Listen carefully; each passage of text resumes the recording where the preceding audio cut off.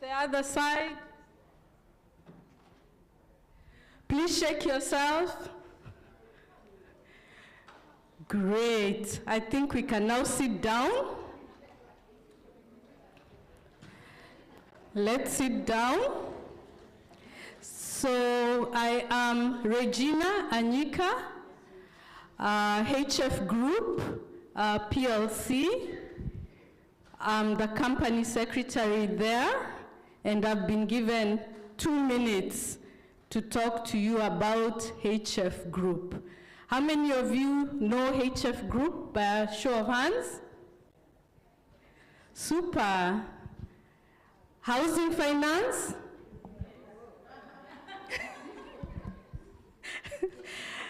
How many of you know housing finance?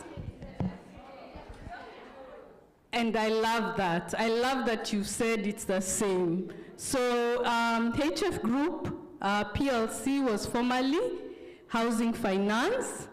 We've been in existence since 1963. So who can tell me how old we are?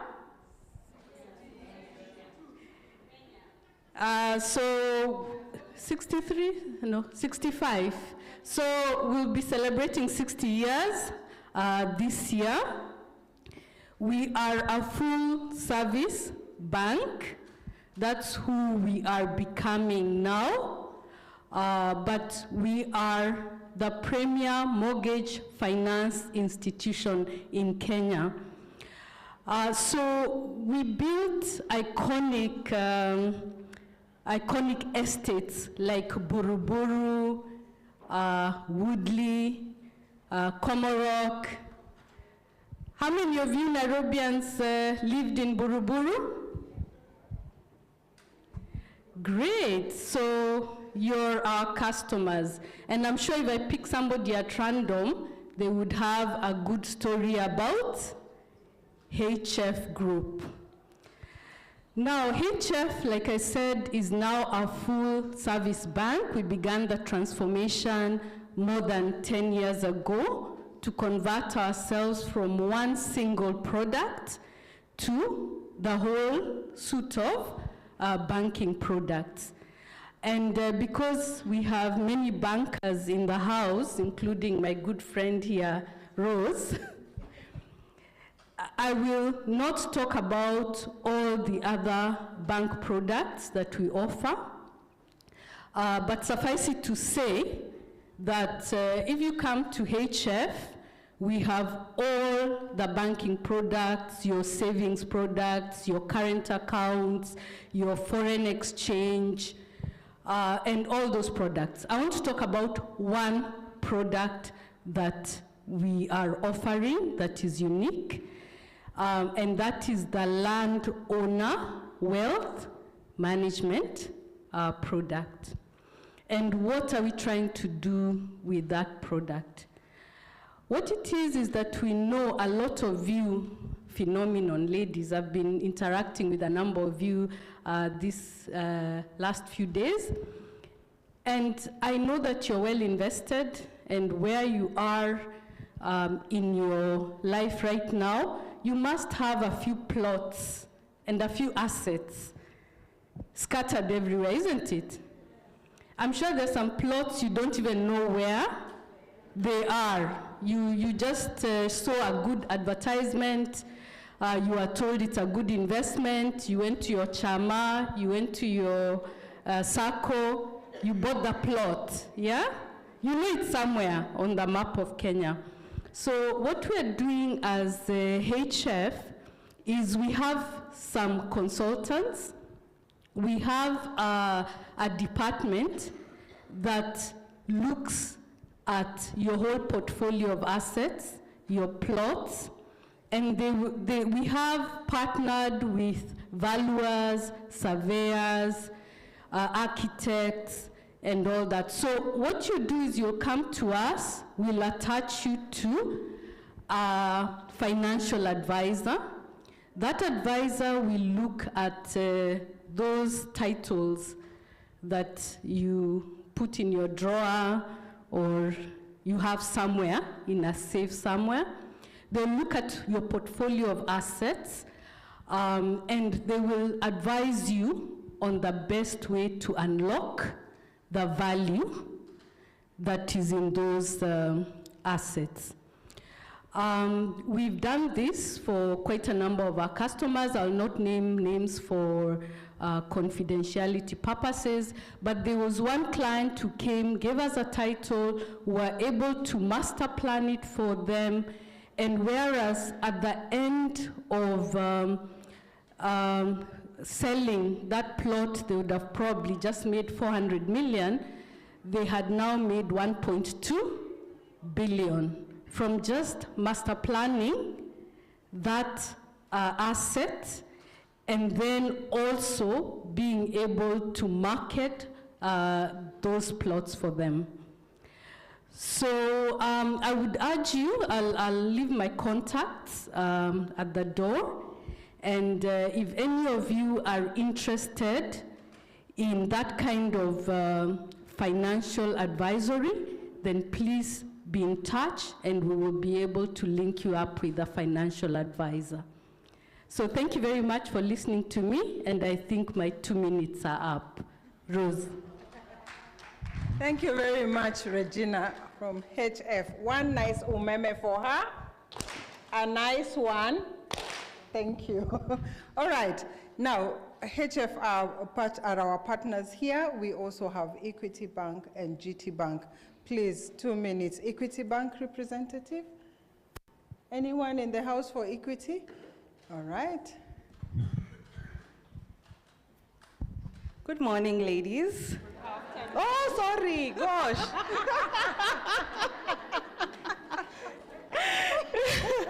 Good afternoon. Those are the effects of having a lovely lunch. Yeah?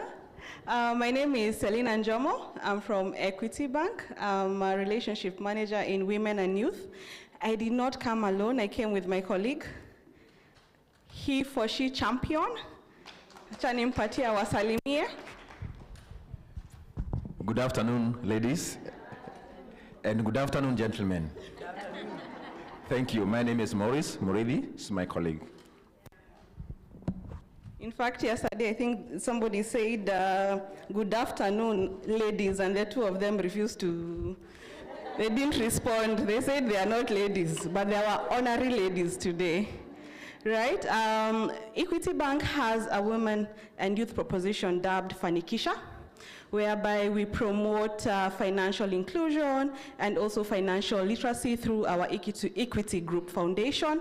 So I know I've been given 2 minutes. I'll just speak about 2 programs that we have. One, we actually finance members of Women on Boards Network for their coaching and the global certification that for women on boards that you actually do, and the duration of that term loan facilities up to 12 months. So for those who are interested, they can see myself or Maurice for that. He's actually domiciled at Lavington branch or any other branch that is near to you. And we actually have a program that is running right now called the 10,000 Women in collaboration with Equity Group Foundation and IFC and the University of Leeds. So for this one, it is a self-paced program. Yani ni wewe na kompyuta yako na your own face. So it is a 10-week program, free of charge. You will just log in and do the courses by yourself and the certification as well. Our dear friend Regina has spoken about the credit facilities that they offer at HF. We also offer similar, but we are here to tell you karibuni to Equity. Any of our branches that you see around, say jambo, and we'll see how we can assist you in your businesses, as well as in any projects that you've had. I sat with Christine, who told me she's a board member in one of the CBOs. We actually we have a beautiful youth proposition for the youth, whereby we lend to them in the core guarantee mechanism. And what makes us unique is that they have to go through training. 6-week training through Equity Group Foundation on financial literacy before they're able to borrow. So we equip the youth first with the skills that they need for them to be able to get these facilities before they can actually go now and get the access to credit. So that at the end of the day, we want them to grow and scale as well in business. So I think my 2 minutes are up. My number is 0723 347 987. I'll just give Maurice the mic for him to say his number as well. 0723 347 987. I know you'd probably want to have mine more than hers, eh? 0713 443 and 462. 0713 443 462. The 13, you can replace the 1 with 6. It's still my number, 0763. Thank you. Thank you very much, Team Equity. One clap for them. All right, now GT Bank, our next partners, Elizabeth Chengo.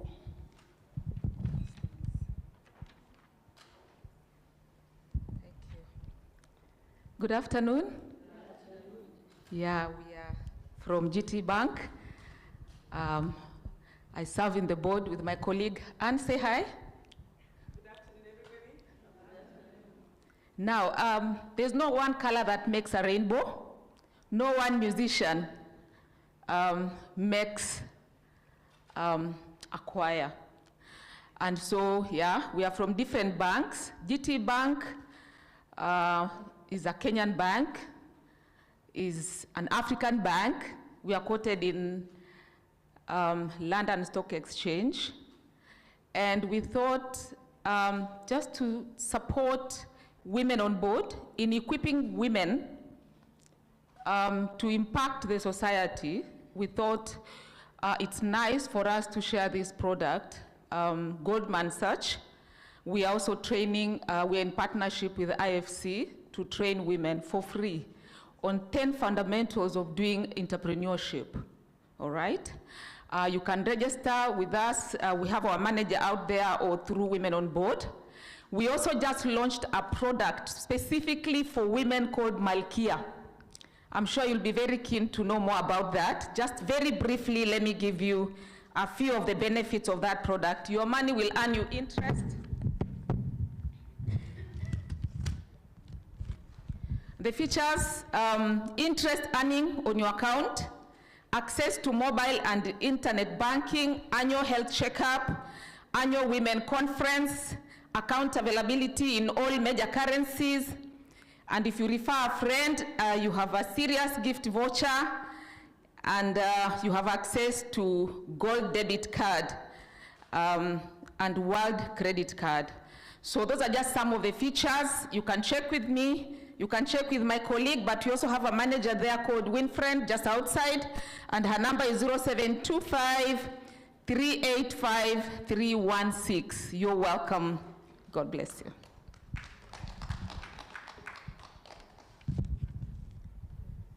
Thank you very much. Yeah, a lot on offer for us as women on board, isn't it? Yeah, Equity have some entrepreneurship training, GT Bank IFC training. Now we come with Dr. Adeli. Dr. Adeli is a counseling psychologist based in Eldoret, and she's offering, listen to this. Please put her number up because this is up for grabs. The first 10 people will get a free 1-hour counseling session. So if you want any free counseling, Dr. Adeli will do it for us. Remember, Dr. Adeli, she's the one who's been taking us through interesting exercises here. And we'll do one more, but before that one more, we have one activity, and then I'll give it to you to do that. Yeah, so is her number up? Rita behind? Okay. The first 10 people to text her will get 1 hour free. Virtual, yes. You can have virtual. Sasa, for those who get it, it is your speed of typing that will save you. Okay, read your number, Daktari. Your number has refused to come on screen. Say it. Okay, the number is 0722, come on, 378-267. 0722-378-267. Yeah. Meanwhile, be ready for an activity from Dr. Adeli in a few minutes. But for now, before Dr. Adeli, we have the KNH team also. We want to hear from them, and then we should be able to kick off. KNH team? Are you ready, or can we do something else? You ready?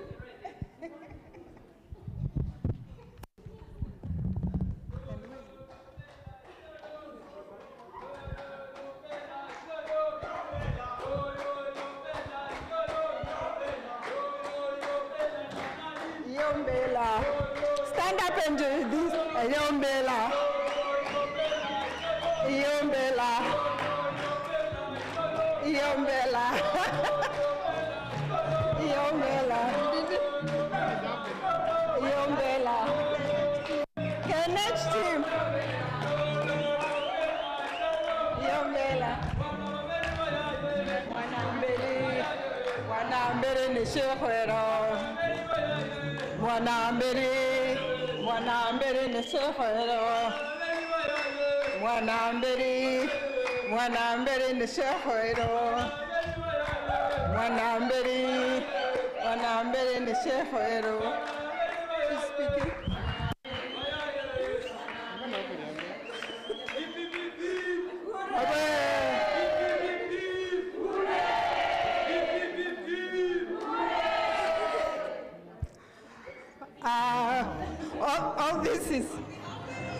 All this is happening because we are celebrating Calvin's birthday today.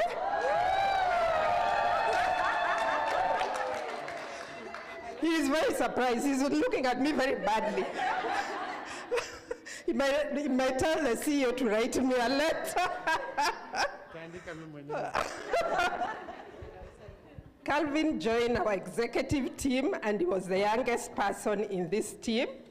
In fact, just the other day, I won't say when, a few years, he celebrated 40 years. And I think his ambition is those under 40 who wants to be billionaires in Kenya. And we'll sing for him happy birthday, then he can cut the cake. Happy birthday, Calvin. Are you ready? Yeah. Shauri yake ametuambia saa hii kwa lunch time. Sema tu. Happy birthday to you. Happy birthday to you. Happy birthday, dear Calvin. Happy birthday to you. Happy birthday to you. Happy birthday, dear Calvin. Happy birthday to you.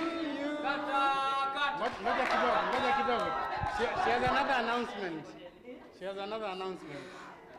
Well, I think Kenyatta has many babies in August. And just this lunchtime, we also realized that our board member, Catherine, is her birthday today. So I think they'll cut the cake together with Calvin. So happy birthday, Catherine. Before they cut the cake, hey, this is a big surprise, Calvin. Aren't you happy? And my name's Sekia Catherine. Now I know. Let me start with Calvin. And I would like to say all of you good afternoon, good evening. Yeah, so today we celebrate not only Calvin's birthday, but also his remarkable legacy as a founder of Women on Boards Network. Calvin, your vision, courage, and dedication have transformed the leadership landscape, empowering women to take this place in boardrooms and beyond. Instead of focusing solely on your own career as an advocate of the High Court and a company secretary at KNH, you chose to champion a cause that will impact generations. Women on Board is now a thriving community, breaking barriers, nurturing leaders, and reshaping what leadership means. Don't you agree with me? Yeah, your work has created opportunities, inspired confidence, and built a culture of inclusion. We are all in today, isn't it? Yeah. As we mark your special day, we thank you for leading with purpose and proving that one person's vision and a change can change the future. Happy birthday, Calvin and Catherine. We also wish you a happy birthday.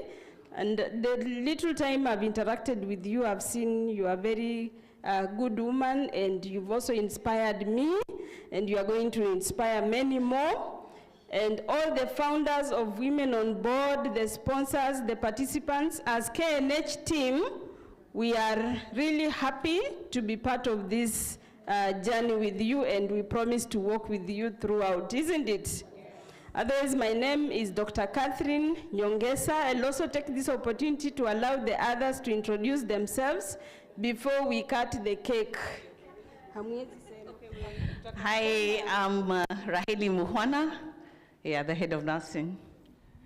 Dr. Lydia Kutoi, Head Director, Healthcare Quality. Thank you. Evelyn Kishero, Legal Services. Thank you so much. So we also, as KNH, will celebrate the birthday in style. Thank you, the hotel crew, for singing for Calvin and Catherine, and now we are also going to sing for them in style with music. There we go. I'm DJ Nyongs.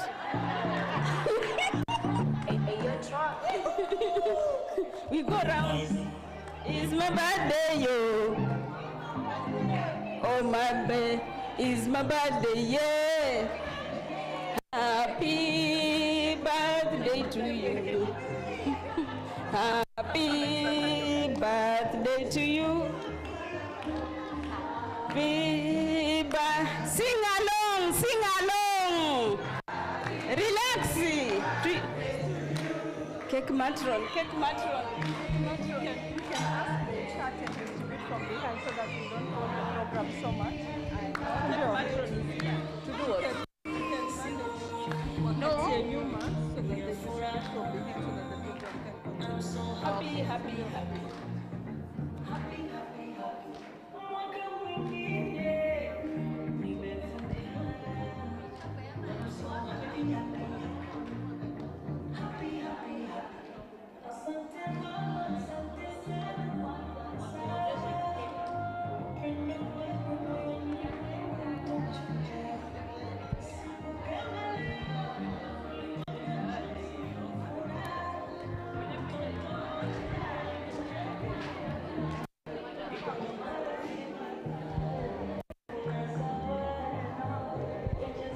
Thank you sana, Team KNH. Asante sana. DJ Nyongs.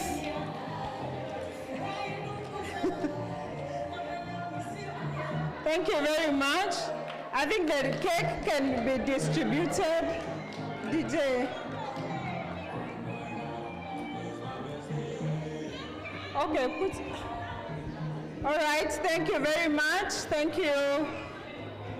We can put off the music now. All right. I think that's enough for now. Wow, DJ Nyox, music off. All right, ladies and gentlemen, I want to believe that piece of cake will come on our way, so I want us to go to our afternoon program. I think we've had enough curtain raisers, isn't it? Yeah? Can you hear me? Thank you. Yes, thank you. All right, so I'd like us to go to our afternoon program, and we'll start off with Mary Wamai. Due to public demand, she's here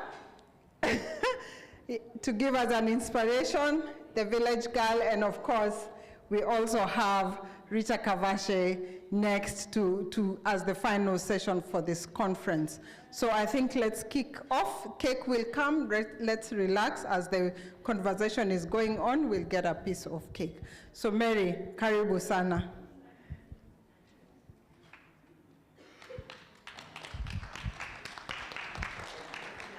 Hi. How was lunch? You know, these days, I've become like a politician. So when I see a crowd of people like these ones, I get inspired to say something. Lakini nasikia ati mlikuwa mnasema I talk. Mulisema? Ama is Rose making up? Yeah? So I'm truly very happy to be here today. And thank you to Catherine and the team at Women on Boards for inviting me. It's always a joy. And I always say that the dream that Catherine came up with together with Calvin and the rest of the founding team, what now, 15 years? 15 years, or it's 12. Yeah, because last year it was 11. It was just an amazing dream because I think they just figured out what she talked about, the big gap, and I think even Patricia also talked about it, the gap between how women view leadership and how men view leadership. And probably that also goes to how we are socialized, how we are brought up. Are we brought up to believe we are leaders? But I think we have made progress. Just having these people here on this table, you on this table, it means we are thinking seriously about leadership. And we have taken steps to build our leadership because that's really where it starts. And that's why, Catherine, I'm so happy when you say you have the youth team, boys and girls, and we are trying to teach them at a very early age how to embrace the principles of leadership, but also teach them how to actually learn and work at becoming leaders.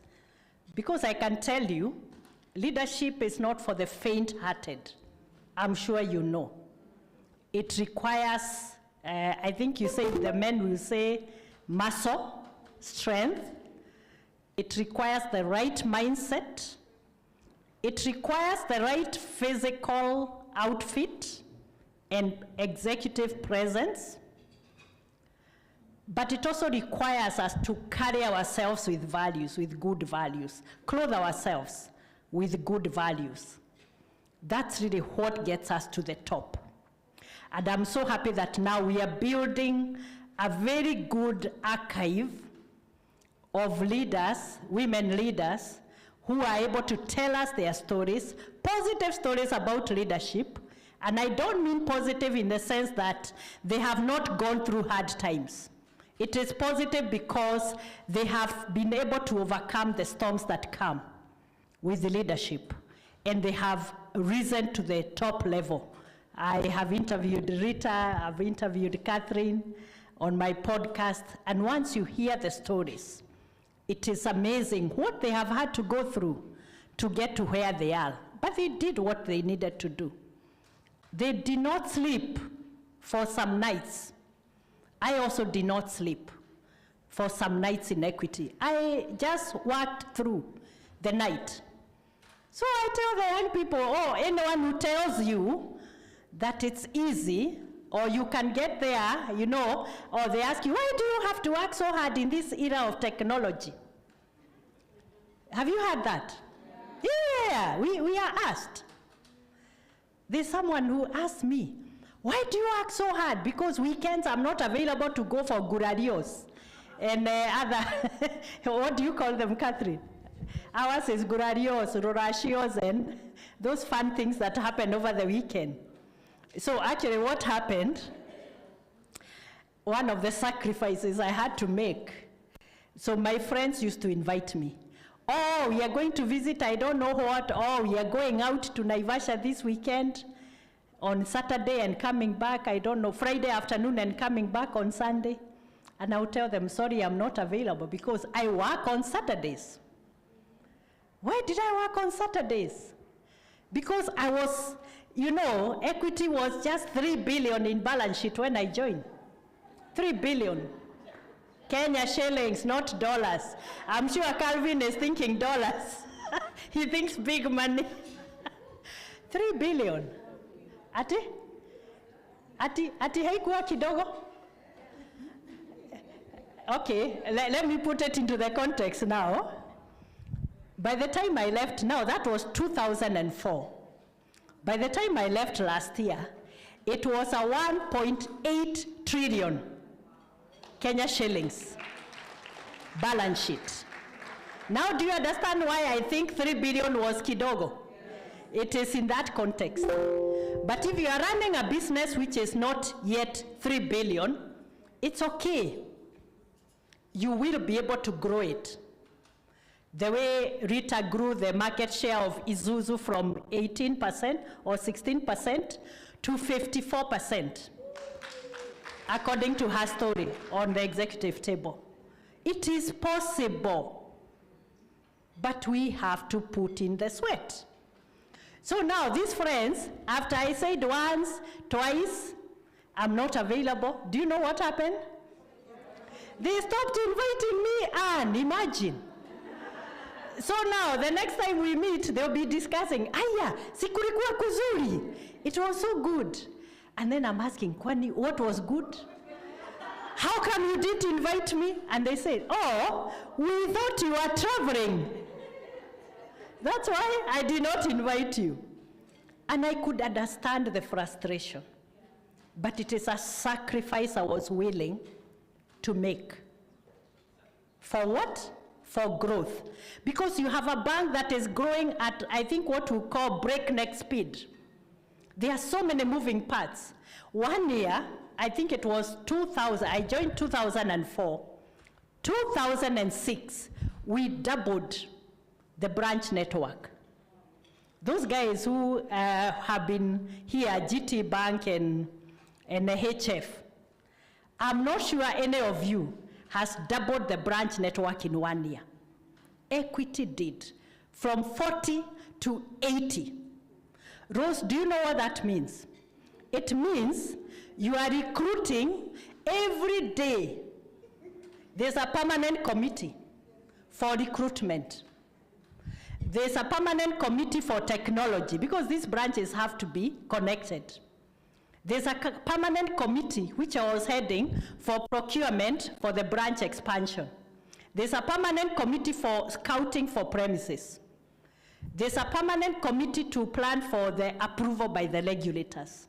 You can imagine. It's hard work. But I did that for 20 years. And you see, I mean, people ask me, so, and I don't remember who I was talking to earlier this morning, and she told me, who told me that they were in Barclays for 42 years, ABSA. Oh, yeah, it's you. 40, can you imagine? 40 years. So now the joke here is I was talking to some of my young mentees another day. And then I am proudly telling them, I've been in equity for 18 years. So one of them looked at me, Rita, and asked me, hey, Auntie, Auntie, now let me ask you, and please don't take it badly. Don't you have anywhere else to go? Can you imagine? You know, the young person could, Catherine, they are looking at me and thinking, guy, do you feel like a dinosaur in that place? Or what? What would make you stick in one place? One institution. Ati unaamuka siku ingine, unaenda, unalala, unaamuka tena, you report to the same place for how many years? 18, that was 18 years. That was about 2 years before I left. I did that for 20 years. So how many days and nights are those? How many mornings did I report to equity? Same office, same. The only thing that changes, my office changed once from NHIF building to Equity Center. Everything else was the same. Same parking lot, same, yeah? Salary changed. Salary kalikuja. The salary came. So, and somebody asked me, why would you stay in one place for 20 years, up to last year? The 30th of June, 2024, that's when I retired. And the answer is simple, and Patricia talked about this. It is because for me, equity gave me a purpose. And how I discovered that purpose, because we all have to discover our purpose.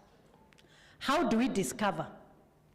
It was something that told me after about 10 years in private legal practice, I'm a lawyer by training, that I love doing what I'm doing, but there's something that is not quite, it's not sitting 100%. I'm now feeling like I want to create more impact, but it's not giving me the right platform or that feeling of I am doing enough to impact somebody.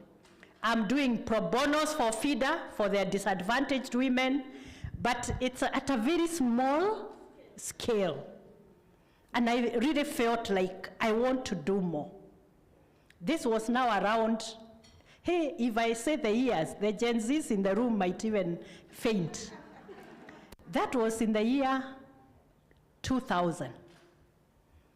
And I decided I'm going to look for something else to do that gives me that feeling of satisfaction and impact, because practice is not giving me that. Now, one of my favorite quotes is that there's nothing like luck. What we call luck is opportunity finding you prepared. That's my favorite quote. So I did, in that confusion, I'm thinking, maybe I go back to school. So what do I study? I go back to University of Nairobi. Maybe I study human rights. Maybe I do, something in that area. Maybe I join the UN. Maybe I join an NGO or something in development. Maybe, I don't know. Me, I know I want to do something else, but I don't know what. So I went to University of Nairobi, and they gave me an opportunity to do a diploma, postgraduate, because they didn't have a degree in women's law, which is what I wanted. So they had gender and development as a postgraduate diploma. I did that. And in the course of that, just after I finished, that is when I had, by this time now, remember I'm in private practice. So I'm doing briefs for now, paid briefs for Equity Building Society, which later became Equity Bank. And then they needed to do a transaction. I'm on their panel, so I'm doing conveyancing, all those manners of things lawyers do, normal things. But then they need a lawyer to do an equity investment transaction, because IFC and other partners have come together and created a fund to support microfinance, because they have decided we are going to do financial inclusion. And then James comes to my office, unexpected. Those days, you guys would say, do you have an appointment? There were no appointments. People just walked into your office. Does that mean we were not busy? Does that mean we were not busy? No, I think we were just more flexible. And we had not put ourselves into boxes of, you must do an appointment, you must do an email, you must do, even now I've realized, I'm telling people, do an email, why? And I'm with you. See, we have just met, why don't I just listen? So he walks in, and he tells me, we have a transaction, and we want you to do it. The first lesson is coming soon. And I checked there, and I am like, yeah, I'm ready. See, I'm a lawyer. This time I'm like 11, 12 years into practice, and a big customer has come. So I look at the documents, first shock. Now, the charges that I had been given so far by the bank were to 1 million, 2 million worth, not my fees, the worth, the value of the transaction. So my fees was something, a percentage of that. Now this transaction is 120 million Kenya shillings. What would you have done? Ati sasa niambie James, bwana, kama hii sijafanya kama hii. Mimi nafanyanga ile ya 5 million, 1 million, 2 million. So, Regina, what would you have told him? Hii kama hii siwezi, sijafanya. What do you say? So I looked at the papers. At first I'm like, you don't know, you shake kidoro. And then you're like, oh, thank you. This is so good. James, wow, congratulations. Who are these guys? Okay, give me a few days, 2 days or maximum. I will look at these documents, I will see the terms, and then I will come back to you. This is so good. So the guy left. He doesn't know what I did after that. You know, I ran, literally. Do you know where I went? Do you know where I went? To the High Court Library. And I told the librarian, that time we didn't have the benefit of Google. Regina, hizo vitu zilikuta hapa the other day. I told her, not Regina, Cecilia, please give me all the books, anything that talks about put options, first of right refusal, sijui nini, investment, SPA, give me all those books, put them here. So she put all of them on the table. I literally slept in the library, trying to understand what was in that document. Do you know who the lawyers were? Guess. Kaplan was a top lawyer in the country at that time. So all those international institutions, where do they usually go? They'll ask around and they are told, top lawyer is, it was either Kaplan or Hamilton, Harrison and Matthews. Was Mary Wangari and Co on that list? No. But now I'm here against them. So you can imagine this document, they have drawn it and used all the English, all the Latin words. You know, a lot of law is in Latin. But I had to know exactly what are they talking about. Long and short, the courage to take that step,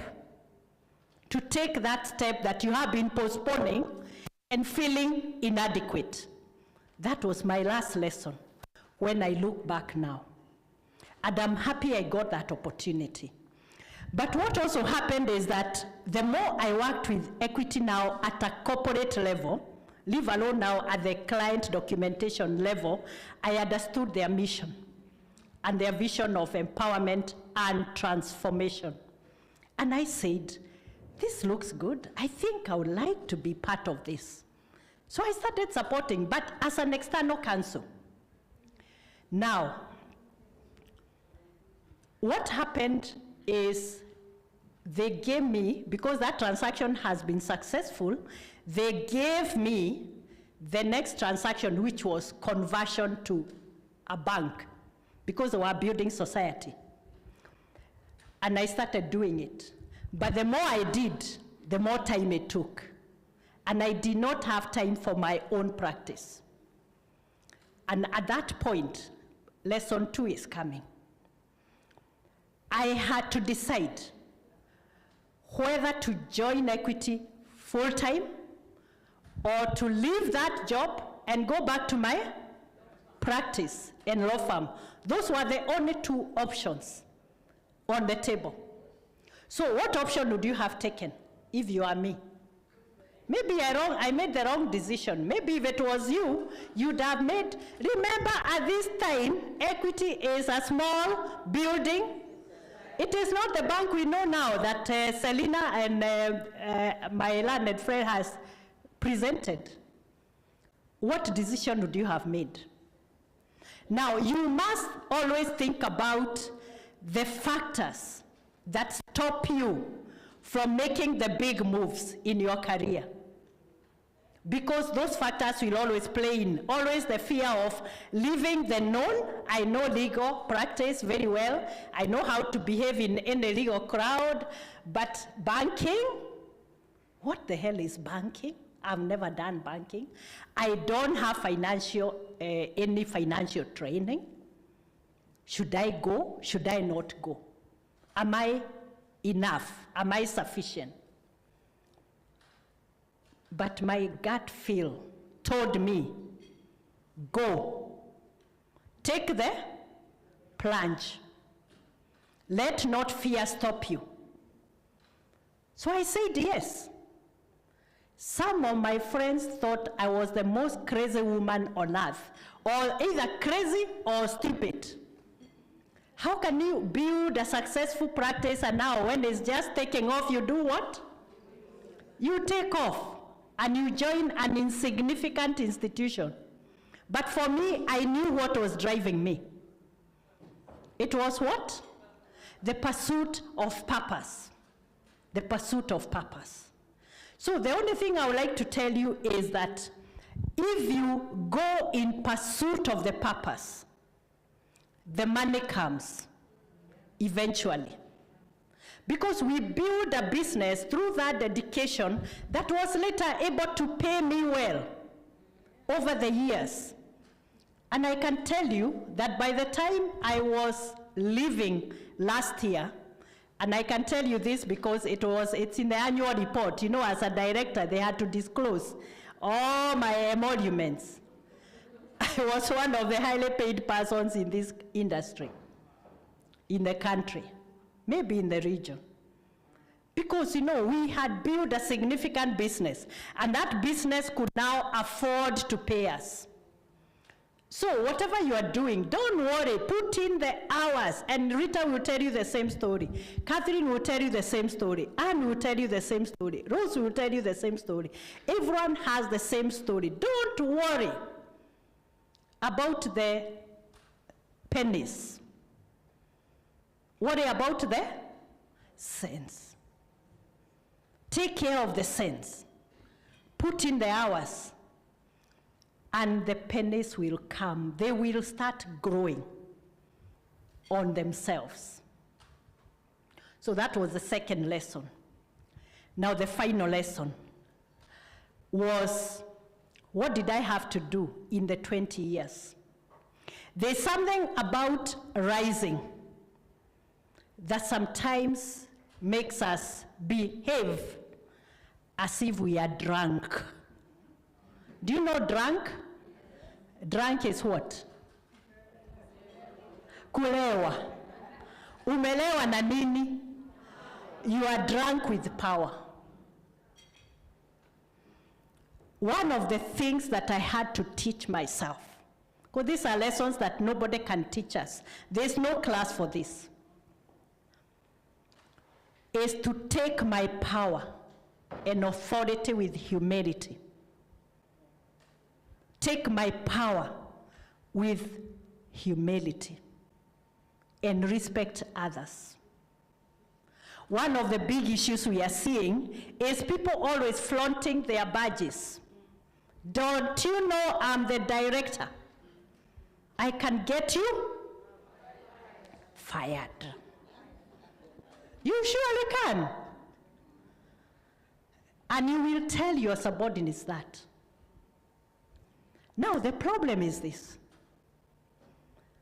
When I flaunt my badges and my title and my authority based on position, I isolate myself. I chose to do it differently. I chose to create influence through empowering other people. Selina will tell you, but she came later after I left, that just around COVID, the first thing I did was to create a women's empowerment program. Actually, a week before COVID hit. Because I realized I need to equip these women, my colleagues, my younger colleagues, to be able to step up and also build their confidence, so that when that opportunity comes, internal advertisements are made, they are willing to raise their hands and say, I want that, and I know I can do it. If I have any deficiency, I will work on it. Instead of saying, I have 70% of what is required, so wacha wengine wa apply. That's what we were told earlier. This is what keeps us from leadership. And we need to repeat this in any forum when we are mentoring fellow women. Raise your hand, go for it, even if you are not 100%, because we cannot be 100%. So I did that program. And what that did is, it earned me respect, and it earned me admiration. So I can tell you, ladies and gentlemen, by the time I left Equity last year, okay, you know, people talk about phones going silent. Have you seen that?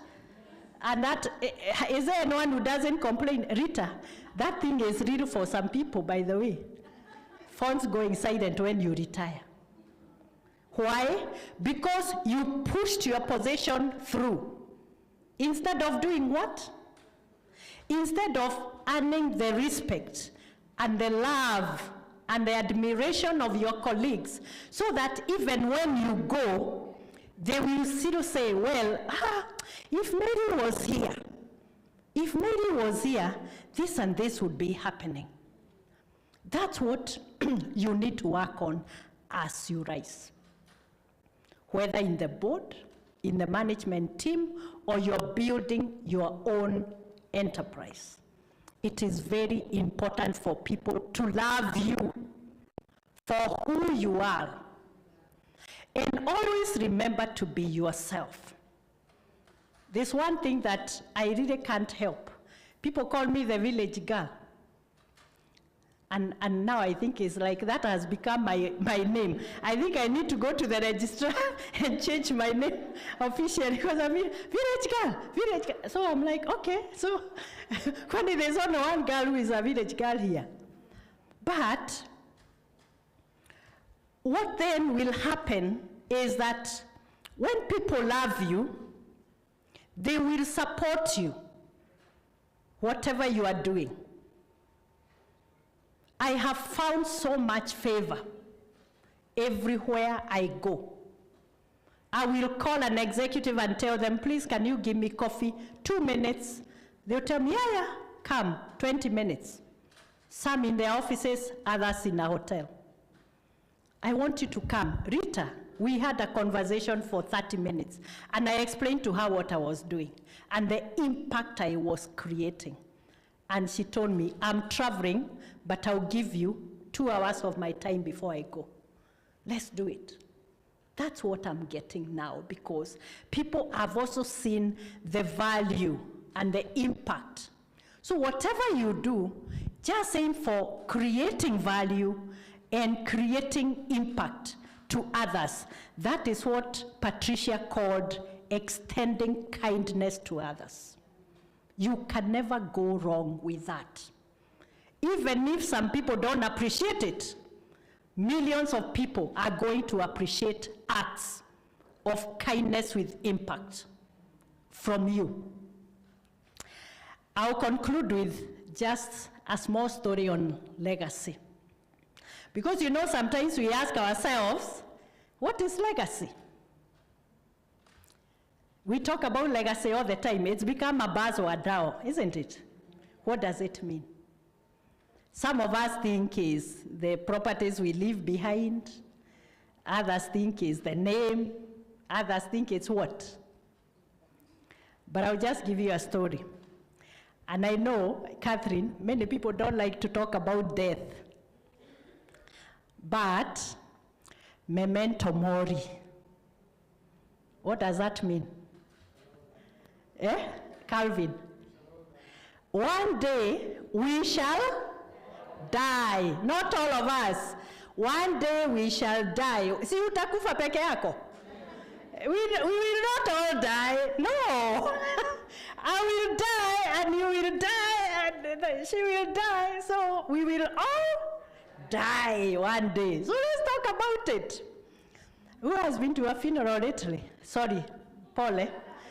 But anyone who hasn't been to a funeral the last 2 months, 3 months? Yeah. Oh no, you see, it's real. Now, who usually attends the funeral? The bereaved family. Who else? Friends and family. And who else? At the enemies. To confirm you. Did you hear that? At the enemies are there, Pastor. Guy. Amekufa kweli. Amewekwa huko chini, 6 feet. And then they'll start tweeting and saying, 6 feet under. Yenyewe, God has people, lakini ni watu wa Mungu. Tuwaombe. Now, and Pastor Angela will also be there to do what? To pray and console the bereaved. And who else will be there? The colleagues or the business partners. Now, how do they usually set up the place? There's a tent. How many tents are there? There are 4. 1 for family, 1 for clergy. Pastor is there. And who else? Friends. Watu wa kutoka wapi? Nairobi. Watu wa Nairobi. And the other one is the villagers. Villagers kwani wanakuanga na tent? Villagers wanaambiwa, tafadhali msikalie viti. Wacha watu wa Nairobi wakalie viti. Now, some people, why are the chairs always not enough in funerals? Why? Budget. And also it's not by invitation. You just go. Everyone who comes, you come, you are there. So the chairs are never enough. There are 2 people you have forgotten. The village pub is like a few kilometers or a few meters away, isn't it? In my place, there are those 2 guys who always go to the village pub before they come. Why do they go?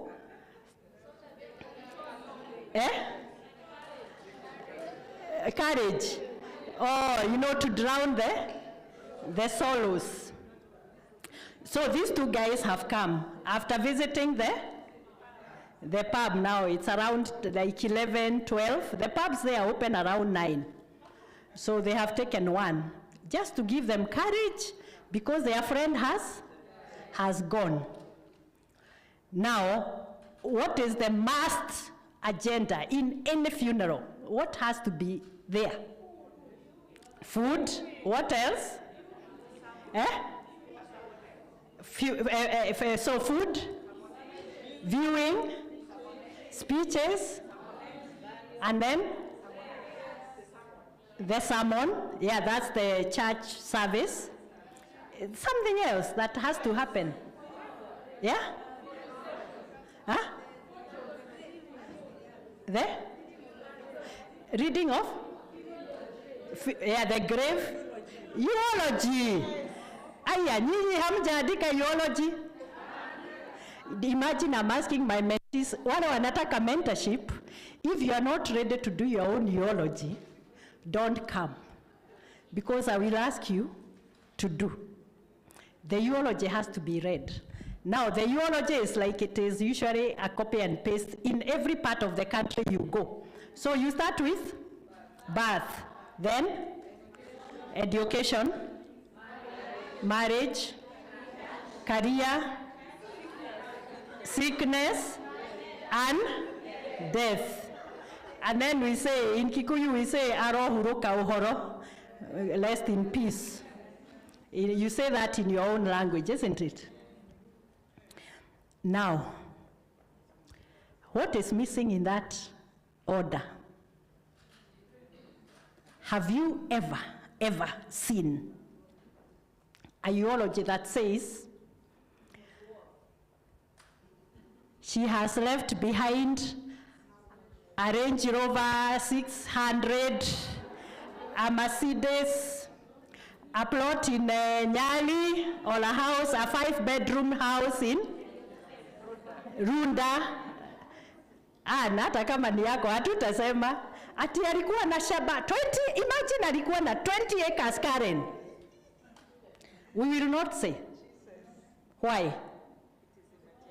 It is immaterial at that time. It is immaterial. You go down with nothing. And I think even is it Solomon who said, to this world,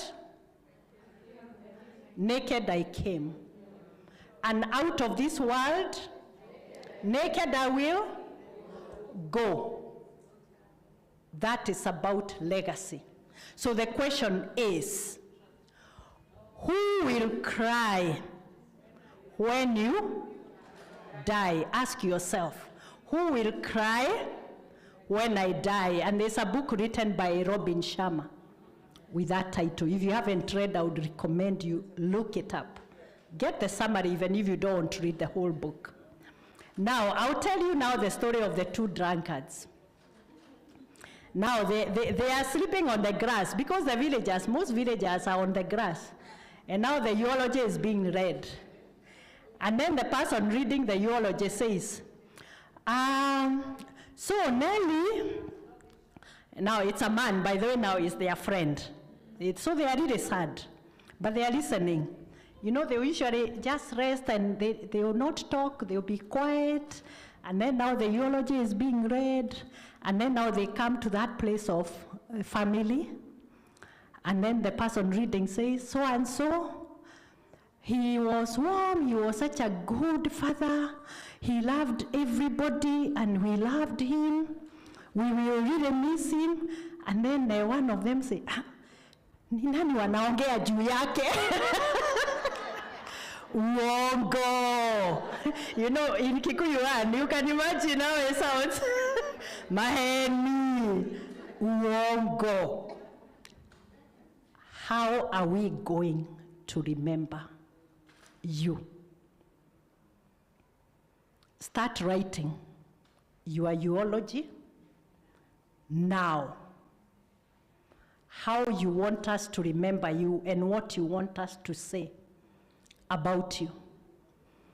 Is it your kids, what are they going to say? She was genuinely the best mom or the best dad we could ever ask for. We will miss you. What will your colleagues say if you are still working in the bank or wherever? We will miss her wise counsel. We will miss her mentorship. What are your customers going to say? She delivered exemplary service to us. So we are going to miss. And we lost a colleague called Judith Ogodi. Many of you may have met her in person or otherwise. She was an exemplary lawyer. I think David talked about her. And when she died, her customers cried. Why? They were asking, where are we going to get such an exemplary lawyer, a mediator cum advocate? Because she was counsel, but also mediator. Is there anything we can do to save this marriage? That's what she used to do. So they were crying for her and asking, who is the substitute? So we want people to say that genuinely, the shoes that she has left, nobody can fill because she was so exemplary. That is what creating a legacy is all about. But it is also about sharing your knowledge. That knowledge that you have, and do not underestimate the knowledge you have, even if you are a Gen Z. There's something you know that others don't know. Because Albert Einstein also said that the richest place on earth is the graveside, because there lies in all the songs that were written but never sung, all the poems that were never published, all the art that was never shared for us to enjoy or to learn from. Do not be that statistic who carries what you have and the values that you carry to the grave. That explains to you why I'm doing what I'm doing on the executive table. I said, I want to die empty. I want to share everything I've learned in the last 34 years of practice and banking with the world. If you take just one lesson, I'm happy. I'm happy. Thank you very much. Thank you, Rose. Thank you very much. Thank you, Mary. That was powerful. What is your legacy? I guess we all have some homework to do to go and start writing our eulogy, isn't it? Let's give her flowers. How are we giving flowers? Come on, ladies. Come on, gentlemen. Go into your garden and get some beautiful flowers from Mary. Let's go. One. Another one. We are searching for more flowers. Let's go. Two. More flowers, more flowers, more flowers. Let's go. Three. Good. Some more flowers. We are almost there. Four. And the final big bouquet, isn't it? The biggest bouquet. Let's go for it. 5. Thank you very much, Mary. That was powerful. That was quite powerful. Now, we were expecting Honorable Millie Odhiambo, and she wasn't able to come, but she sent us a message. So I want us to listen to her quick message, then we move to the next speaker. All right? Please play the message. Ladies, my apologies. I was supposed to be with you in the conference the last 2 days.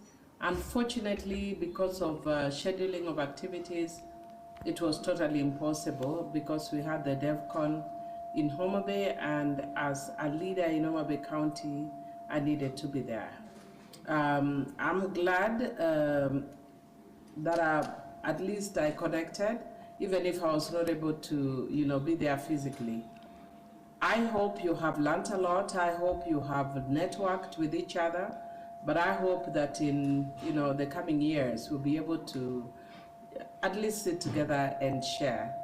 And being a bad or good girl, whichever you are, being told now that Akode took over the bad girl title from me. I don't know how true that is, but I hope whichever way, be the best of yourself in whatever task you are engaged in, whatever vocation you are engaged in.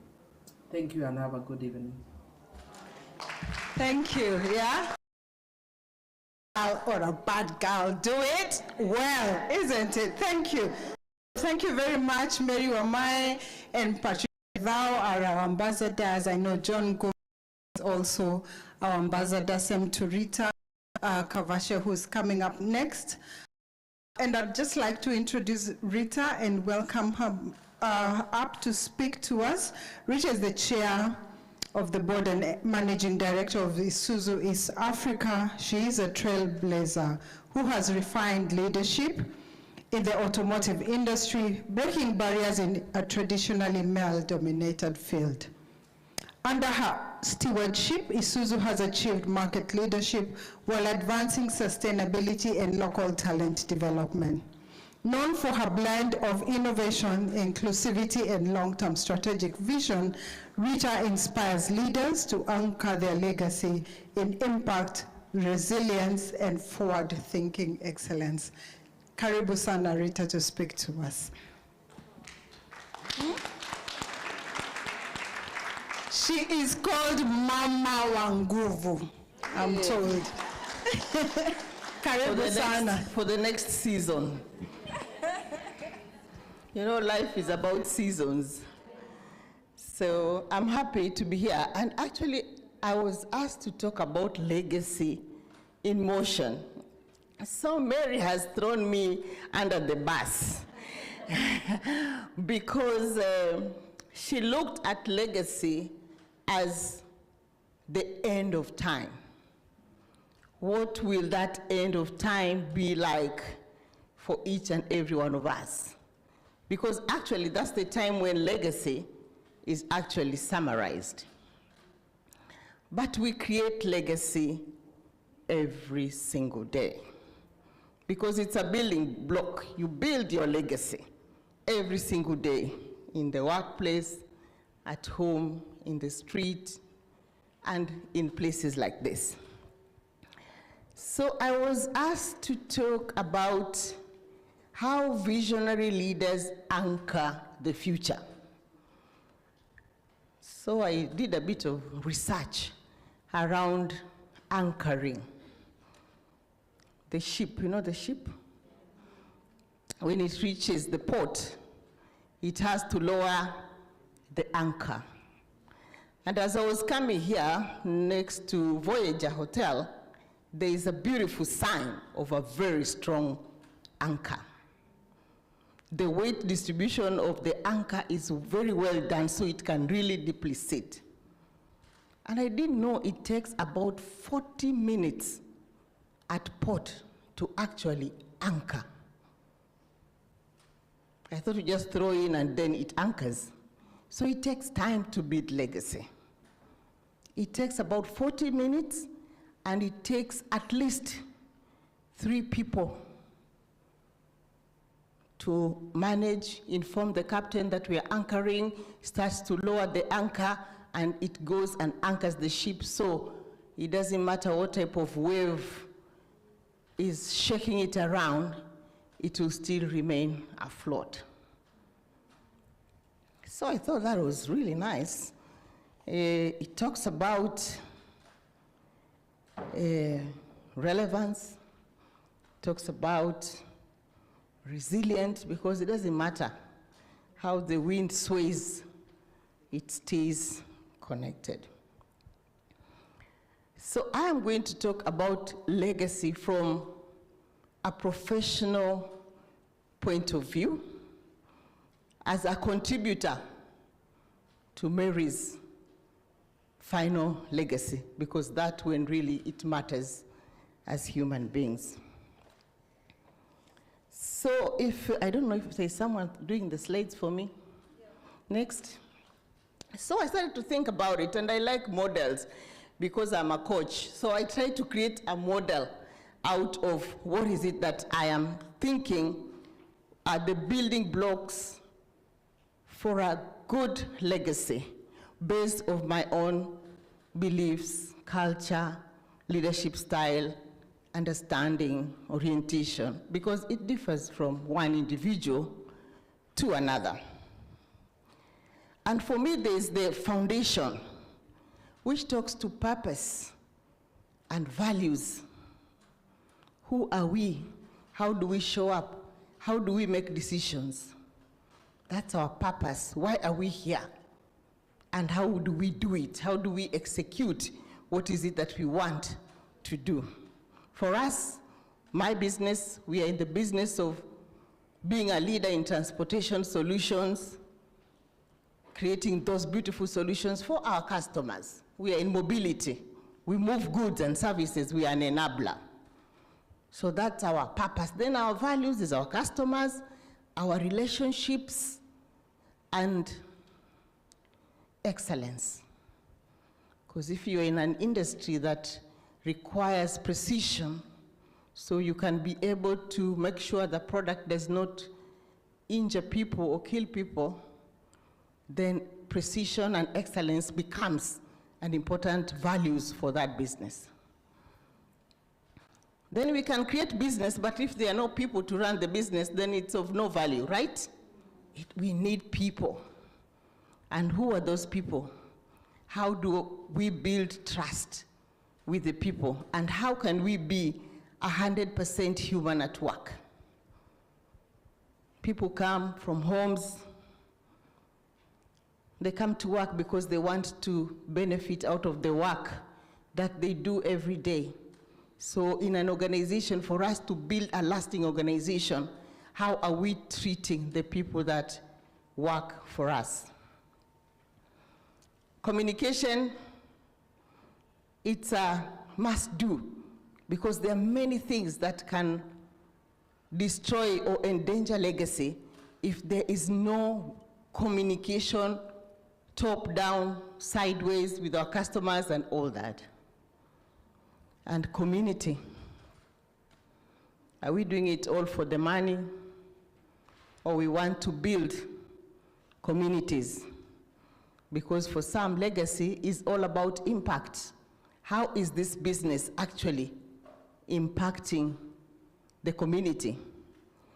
And my experience with employees today in the workplace, they want to be engaged with things that have impact.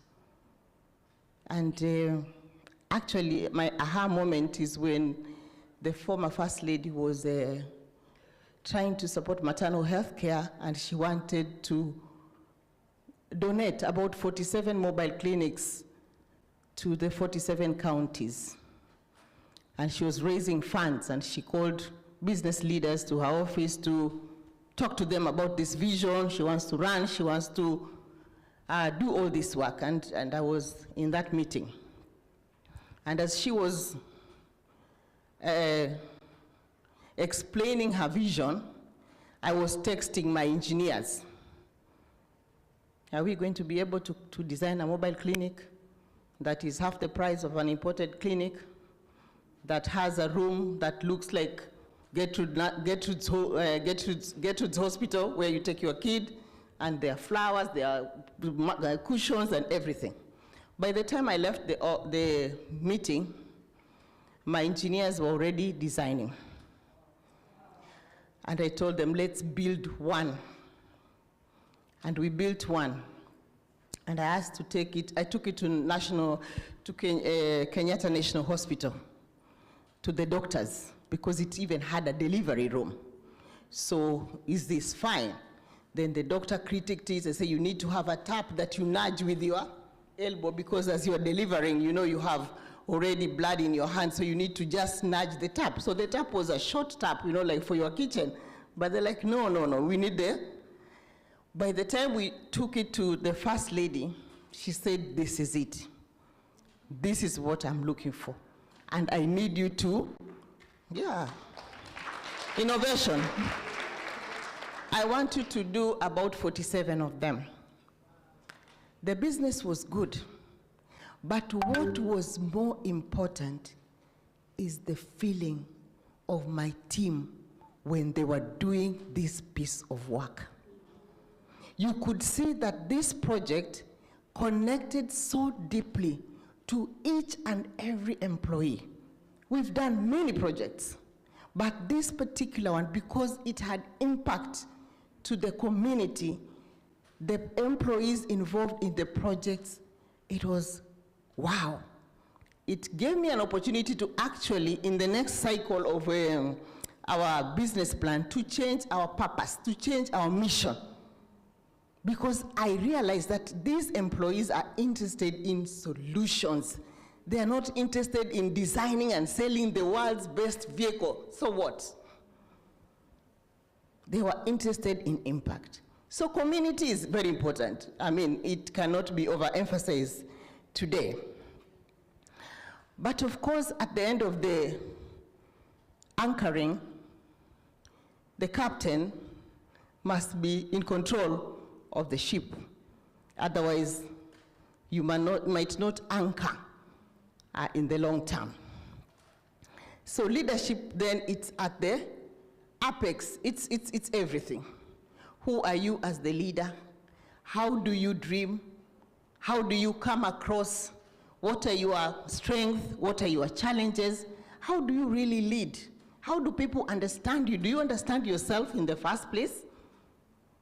So that made me to, over time, develop my own leadership model, which I call the CARE model. And every leader has their model of leadership because it connects you from where you come from, your life experiences, your character, your personality. So we have to find out, who are we really as leaders? How do we come across? Who are we? So for me as a leader, there are some key words that define how I lead. And one is commitment. I have anchored my leadership in delivering on my commitment as an individual. So if I say this is what I will do, I will try to the best of my ability to do. So my employees, my customers, they understand if Rita says this is what she will do, she will deliver that. Being aware, being self-aware is so important for a leader. What are my strengths? I'm no engineer. I'm running an engineering company. Mary was not a banker. She was a lawyer, but she was excelling. She has excelled in banking. So I knew I'm not an engineer. So I went into the responsibility knowing that I am not 100% in this area. Therefore, I am going to tap into the excellence of others to help me navigate this responsibility of leading an engineering organization.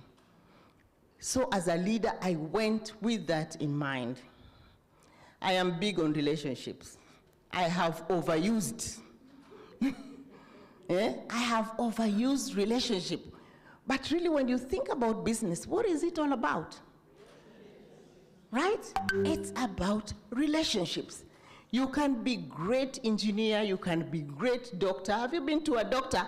Ukifika anakuambia, anakuangalia kabla hajakuuliza unaumwa na nini, amekuandikia prescription. Already anajua where you are suffering from. I don't think the cues are long, but where you have relationships, then the cues can be long, the relationships can be longer term. Our business is built on relationship. Actually, one of our main value is relationship. One time, a senior guy came to our offices. He was trying to do business with us. And then he reached the reception of our office, and the buyer was upstairs, and the buyer said he was busy. And this guy is a CEO of a company, and even if he was not. So he called me, Rita, I'm at your offices. I was trying to talk to one of your buyers, and he said that he's busy. So I told him, I called my colleague, and I said, you must go down. You must invite to any of our boardrooms. You must talk to them. You don't have to give the business, not at all, but show respect, because you don't know who this customer will be talking to tomorrow. So, and I talk about that every day. It doesn't matter who it is. We have customers, wanakuja wanalala kwa nyasi. They are our customers. Let them enjoy the sunshine and the garden. When they're ready to come to the sales office or wherever, they will come. So relationships to me is everything and has propelled our business to a great extent. Empowerment, I think Mary had talked about it. Sharing. I've been a CEO who is known to be available, right? I'm imagining. They tell me I am one of the most available CEO. Because as Mary said, you know, you can create a barrier. You cannot be reached. You are alone. But I think I have been in the space of empowering my own employees so that I can be outside I have got no business in the inside. You know, I've been in that business maybe longer than you, 30 years. So when I became CEO 5 years into it, my employees were like, you have empowered us enough. You go and do community work, go and build your legacy. So that when I leave, I don't leave trying to navigate who I want to become. I have already become what I want to become after this particular role. Right? So equipping others with the tools to do the work so you can be free, that is part of legacy. You can't leave an institution and then there's no one to take over from you.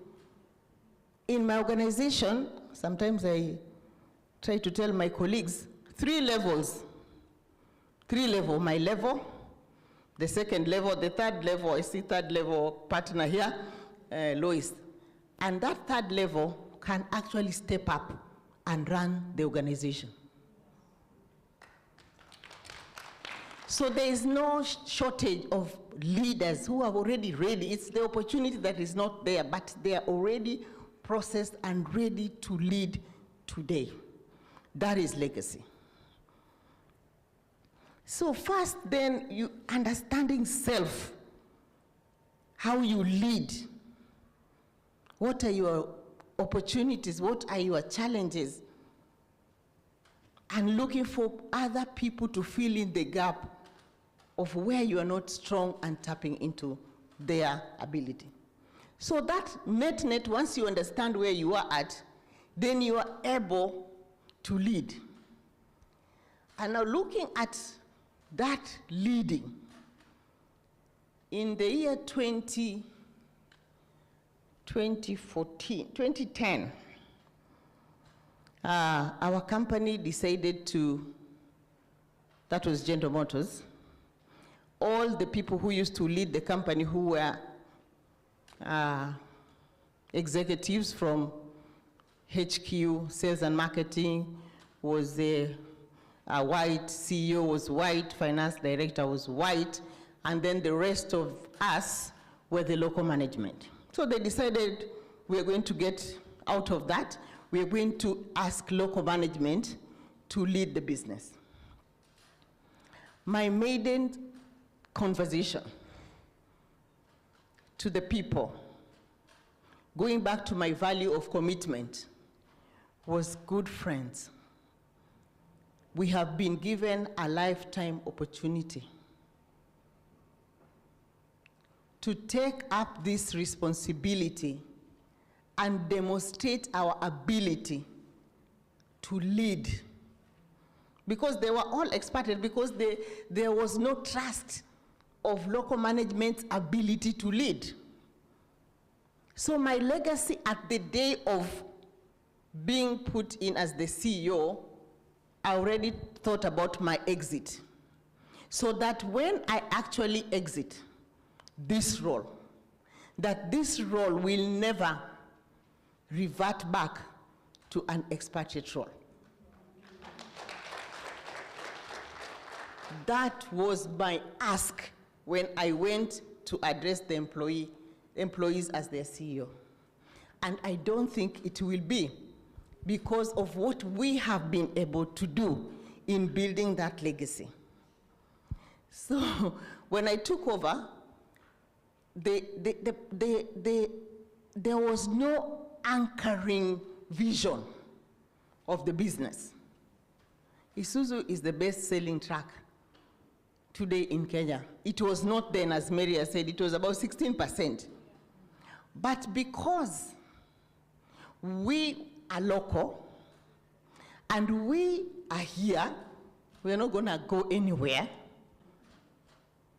our mindset is very different from an executive who is coming ready to go after 3 years. They will not invest in anything. Everything will be a sales promotion. There will be no salary increase. There will be no development, because all that money has to show a good bottom line so that they can get to the next job. But as the bottom line is this local place too, to keep growing. So we went and started to dream about what business can we actually create? What is the opportunity? So for the first time, we had a strategic meeting. We called Lattice. I said, we want to develop a strategy. We asked ourselves, Allah, hatujawahi kuwa na strategy. We have been having business, 1-year business plan. Ikiisha next third, watu wanaenda. Another one comes, they go. So we had our first maiden strategy. And I remember it was being done by Lattice. So we know Uko asked me, you want to know everything? I said, everything. The good, the bad, and the ugly. Because we are starting afresh. We are building a sustainable business. We are building legacy. And our dream at that time was to do 2 things. If we could succeed to do 2 things, we would be in a good place. We wanted Isuzu to come to be a significant shareholder in our business, because 98% of the business we were doing was Isuzu business, but the owners of the company was General Motors. So General Motors business and our business actually were not aligned, because we are selling a different product. They are selling cars, we are selling trucks. They didn't know what to do with us. And we knew they are lost. So we stepped out as local management, and we told the Japanese, why are you not in this business? But that came through a strategic process, visioning if we were to bring Isuzu, how we will be able to actually grow. We managed. We went, just like Mary here, asked, how can we get these guys? We went to them. Remember, your boss is General Motors of America. Unaenda Japan, kulobi Japanese watoe General Motors. Very risky, right? Yeah, very risky. But we managed.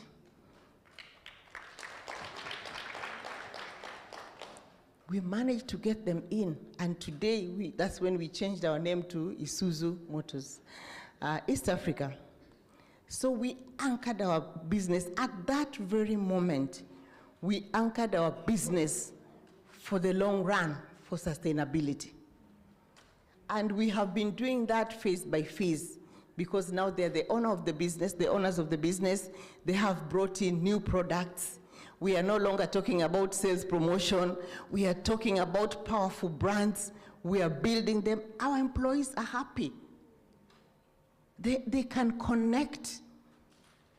They can connect this business sustainability to their own sustainability. We go to work hoping that we're going to work until we retire. So they are seeing this vision. They are seeing consistency in leadership.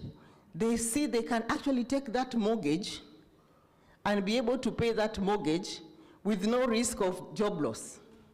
So they are connecting the success, and we paint it. Myself, once we've done our business plan, I changed the story, right? So it's great that we have done our business plan. But what is your business plan?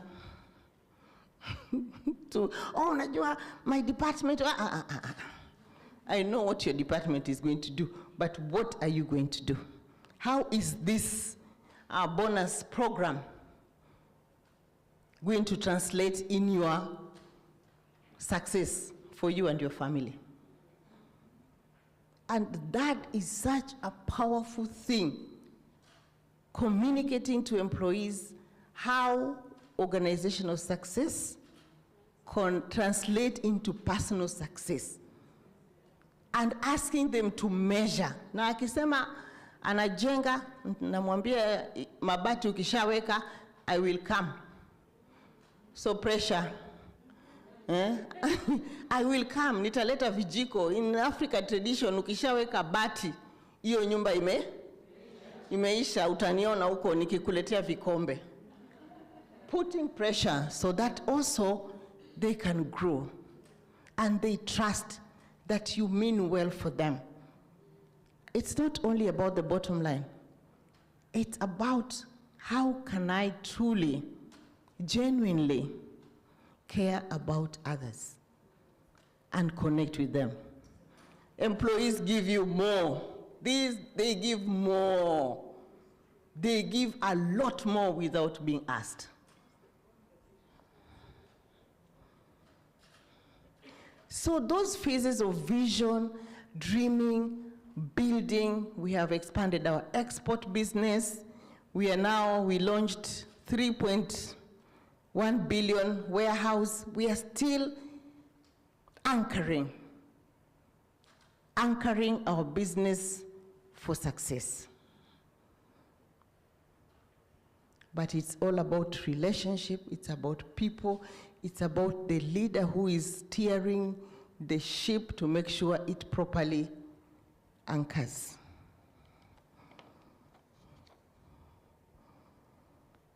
So women, how do we anchor? We have a role to anchor.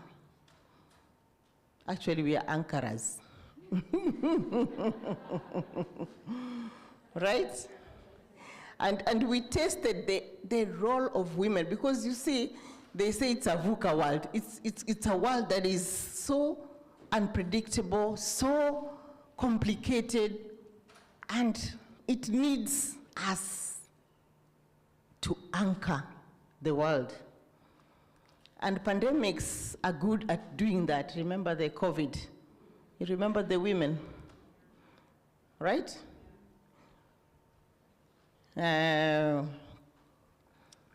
Angela, the lady at there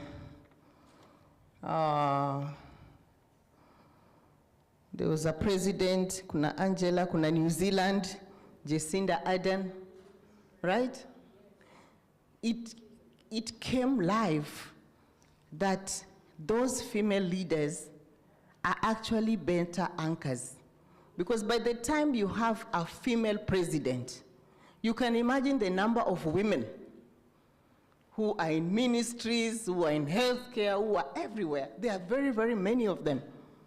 Because the leader, when the leader is that female, when a country accepts a female leader, you know, there's so many other bubbling, strong women building the foundation.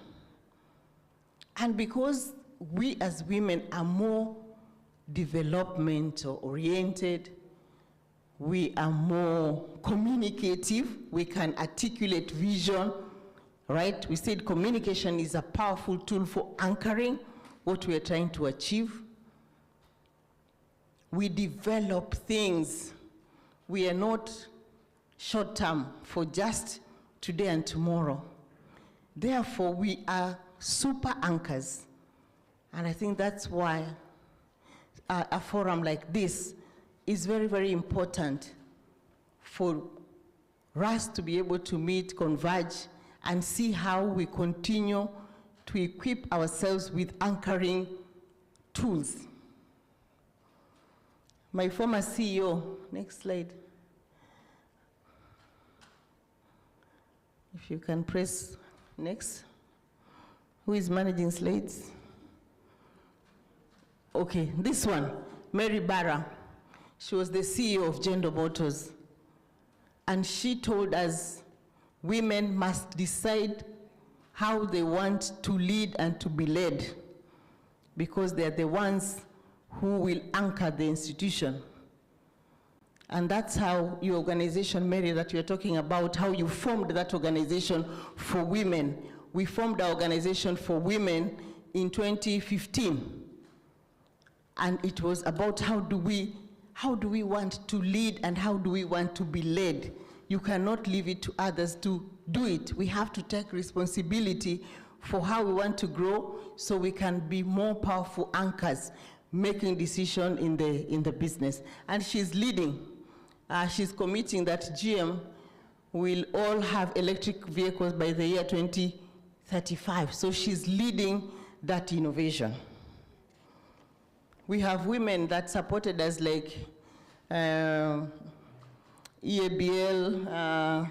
Jen, remember the COVID-19 and how she came across strongly. Mwangangi, these are fellow Kenyan example, how they came out strongly to anchor our healthcare, because they came up with policies that now will prevent disasters from happening in future. The COVID fund, it is still there. It's part of disaster preparedness. The tools that they learned, the lessons learned, we will use them in case of any other pandemic.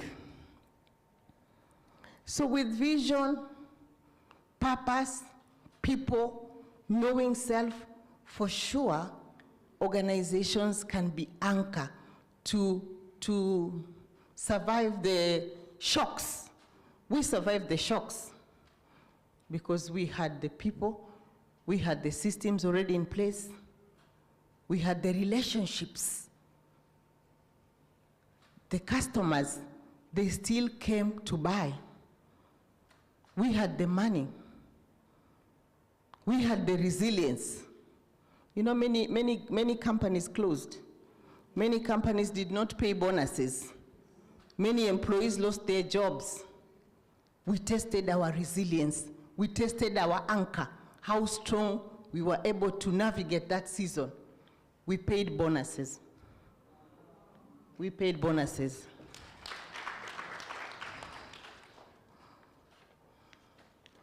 And we have grown. Our engagement score is at 97%. Our NPS, the next slide, is at 73%. Our share, those are the measures of anchoring. You know, you can't say I'm anchoring when there are no metrics to support your anchoring, right?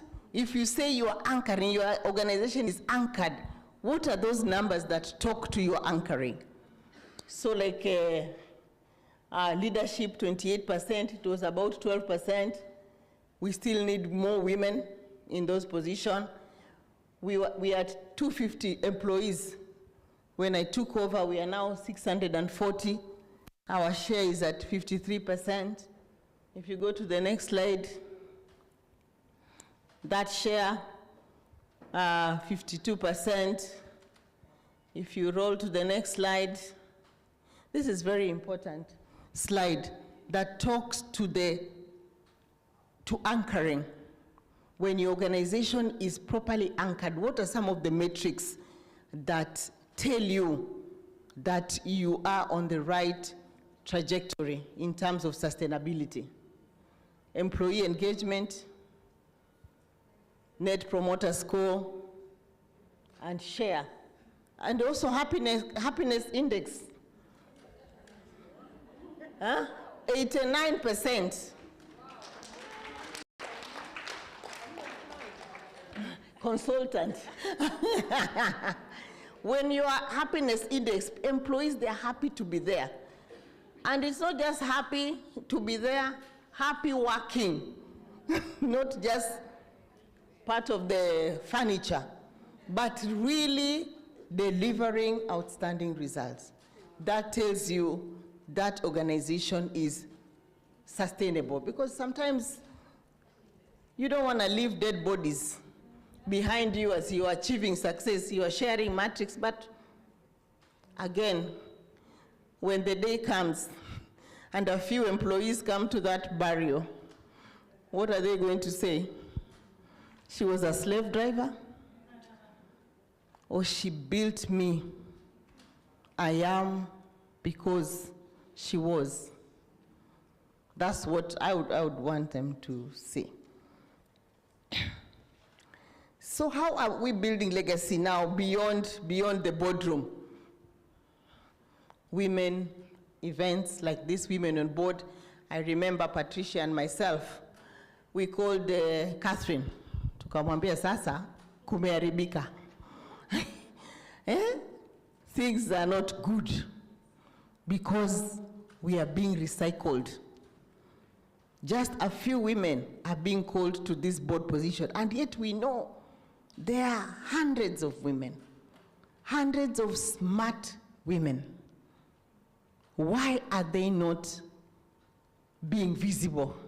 And Kathy was like, kujeni sasa. You've been, next week, utakuwa katika Women on Board Network talking about how to attract women in boards, where Patricia utakuwa the next week. So that's how we go to work. And we love it.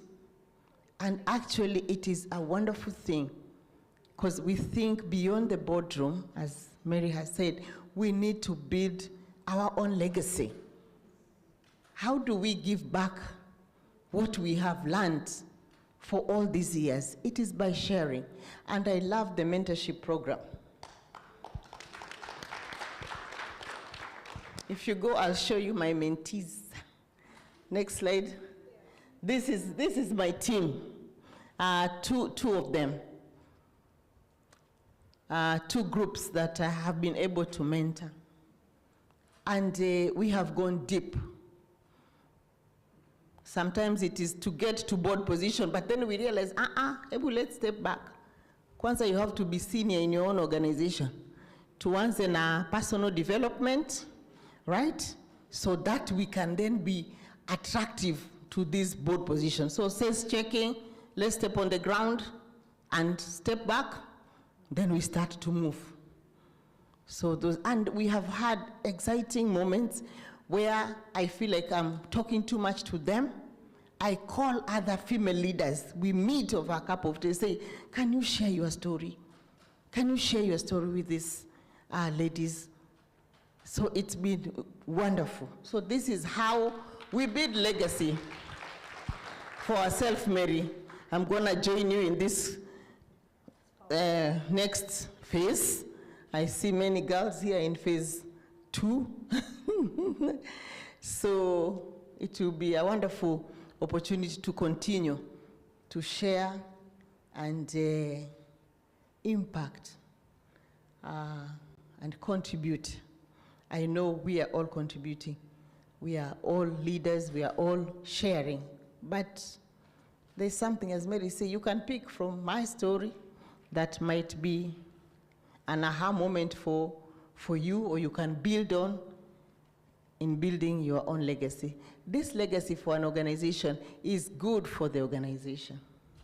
But the most important legacy is the one that we build for self. Because I ask myself, who am I when I'm not the CEO of Isuzu East Africa?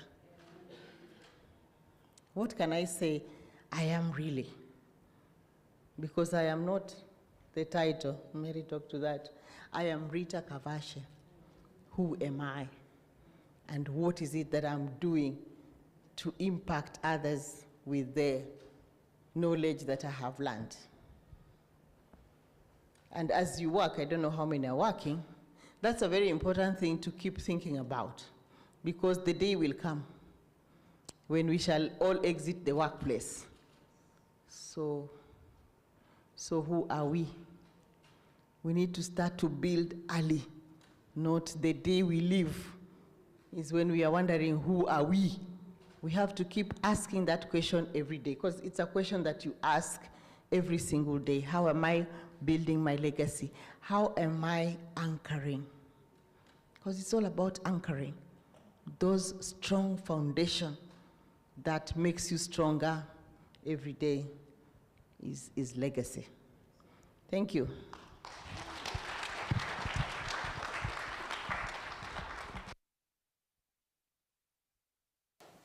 Well, deep things, Cindy. Yani, we are closing on another reflective mode. Yeah? Catherine, your hand is up. You want to put some icing on the cake?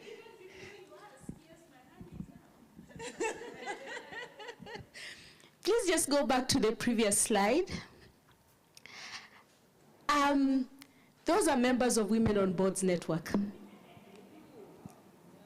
So these ladies, Rita, Mary, Jyoti, Patricia, Kipngetich, John Gumi, Wamboi Mbesa, and many other mentors that we have within the network. I think that's Rita's house. Rita, is that your home? Yes, that's your home. Mary as well. They actually take these ladies, members of the network, in Christine, sorry, oops. They take them to their homes and mentor them. What more would I ask for? Thank you.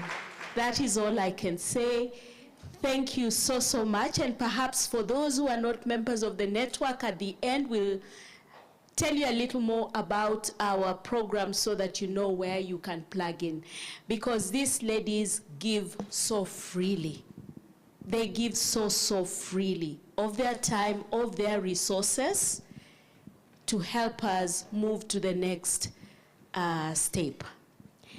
I also wanted to talk about the slide on happiness. Rita was awake, eh? The slide on happiness. I know that within Rita's organization, she actually has a director for happiness. Yes. Yes. So, she may not have said it, but that index is very deliberate. Fred Wasike is his name. And he's so deliberate about making that workspace a happy space, because his CEO will not have it otherwise. So when we make life happy for others, they deliver for us. Thank you, Rita. Thank you. Thank you, Catherine, for that addition. Before we wind up the session, yeah, I've written on my slide, how can I be director of happiness? Hiyo ndio line yangu. You know why I'm saying that? By the way, let me just put it here so that you hold me accountable. Next year, mimi ni mentee. I can't just be mentoring people and me, I'm not being mentored. Sindio, next year maybe ni mentee, but yeah, for real, because my role is, you know, OD and change, speaking about culture and the organization. So I've asked myself that question. How can I be director of happiness? Any questions? Anybody with a question? All right. I'm coming. She went first, then you go next. Yeah, thank you so much, Rita. Mine is to confirm. Rita, you may not have met me, but I have been to your office. I had lunch. So Isuzu East Africa, they actually provide staff with lunch and breakfast and transport. Thank you.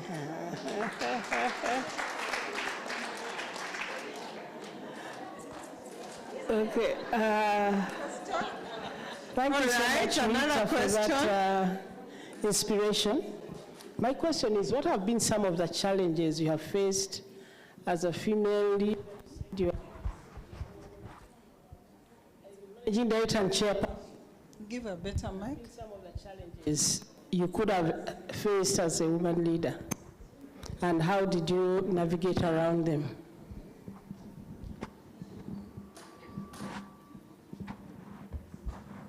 Any other question? Carol, you're far away. Okay, go for it. All right, thank you very much, Rita. Mine is a question on the journey towards the level 1, 2, and 3 that you mentioned, that you have level 3 leaders who are ready to take over.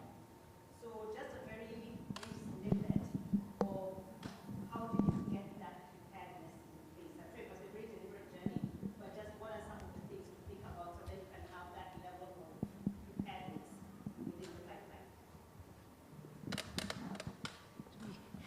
Yeah, so Rita asked whether she's an available CEO. I'd like to confirm, yes, she is. I had a session once and I was looking for a speaker, and Mrs. Wanga gave me her contact. Of course, it's a strange number. I wasn't sure she's going to pick, but she actually picked my phone.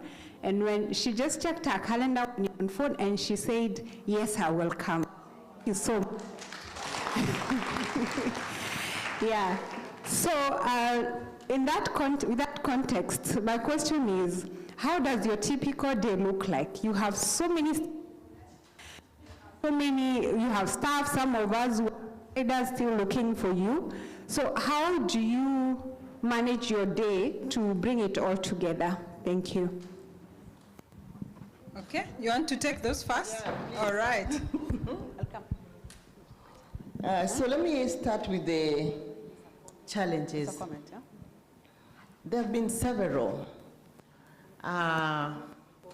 from family to becoming a CEO, female. Some MD, some customer calls and says they want to speak to the managing director. My PA puts me through and they say, I want to speak to the managing director.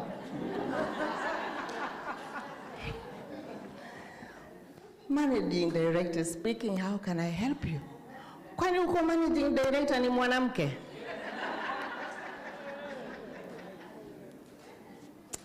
Yes, uko managing director ni mwanamke and I will serve you very well. What is it that you are looking for? So buyer says, family-wise, I had to leave my daughter at age 6, 7, months, to take up an international assignment. When I came 3 months later, she was walking, coming from the stairs, walking down towards me. I cried.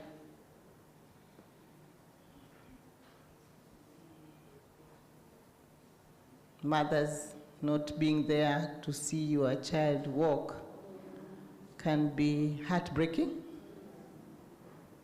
But those were some of the challenges and the sacrifices that I had to make, because I knew the move I had taken to work for a different leader. Because in General Motors, when you have been identified as a leader potential, you accelerated through various training, and part of it is really challenging assignments that test your resilience, your capability, and all that. So I knew if I didn't take that assignment, I was not likely to grow. So I had to take a decision, and I took the decision, and it ended well. Actually, that's how I ended up becoming CEO after just 6 months of doing some work outside the country in South Africa. So yes, it was a challenging moment. Did they turn out right? They are very good. My son, I left him also at 5 months. I was in charge of Coast and Mount Kenya region, spending my time here in Mombasa in this hotel. I keep telling people I had a credit card, I had a beach, and I had no boss. And I was 27 years old.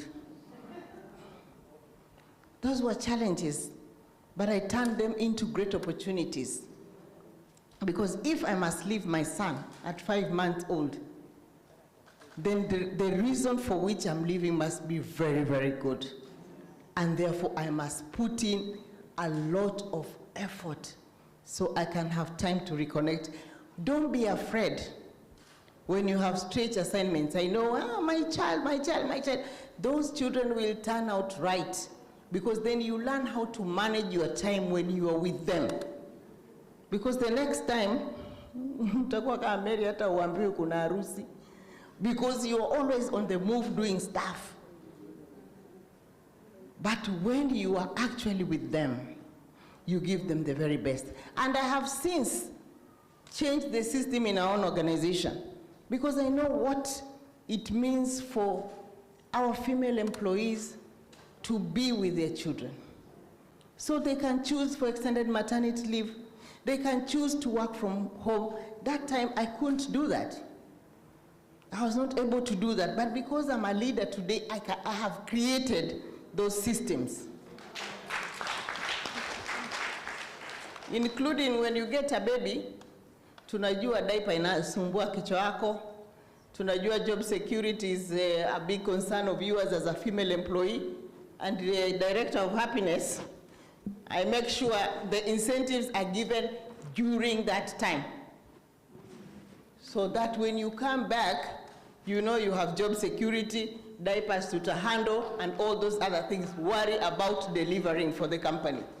Don't sweat the small things. So there have been many challenges. Business, in fact, being given the job of a sales director, I was given the job after Mishuki rules, right?